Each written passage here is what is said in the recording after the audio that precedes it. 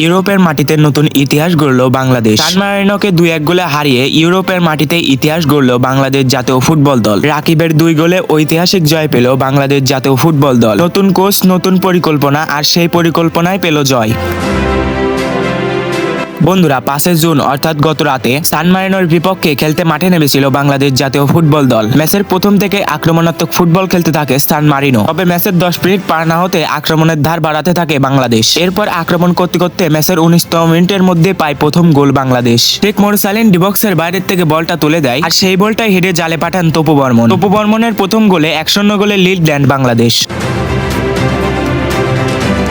তবে 1-0 গোল বেশিক্ষণ ধরে রাখতে পারেনি বাংলাদেশ জাতীয় ফুটবল দল। সান মারিনোর প্লেয়ার নিকোলাস জিয়াগোপেক্তি করেন গোল, আর সেই গোলে সান মারিনো ভার্সেস বাংলাদেশের গোল দাঁড়ায় 1-1। এরপর কোনো দলই প্রথম অধ্যায়ে গোলের দেখা না পাওয়ায় প্রথম অধ্যায় শেষ করে বাংলাদেশ ভার্সেস সান মারিনো।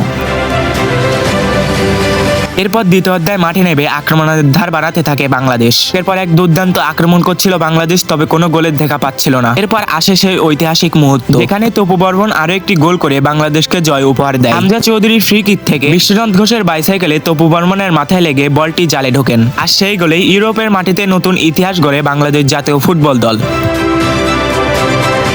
বিশ্বকাপের আগে এক ঐতিহাসিক ম্যাচ উপহার দিল বাংলাদেশ। নতুন কোচের অধীনে নতুন পরিকল্পনায় বাংলাদেশ পেল জয়, আবার ইউরোপের মাটিতে সান মারিনোর বিপক্ষে, যারা খেলে থাকে ইউরোপের বড় বড় জায়ান্ট দলের সাথে ঐতিহাসিক জয় পেল বাংলাদেশ।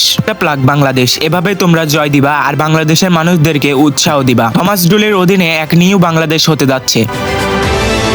তো বন্ধুরা, বাংলাদেশের এমন ঐতিহাসিক জয়ে কারা কারা খুশি হয়েছে অবশ্যই কমেন্ট বক্সে বলে যেও। আর ওই ম্যাচটি কারা উপভোগ করেছো তাও বলে যেও কমেন্ট বক্সে। আর এরকমই ফুটবলের নিত্য নতুন আপডেট পেতে আমাদের চ্যানেলটিকে সাবস্ক্রাইব করে রাখো। আল্লাহ হাফেজ।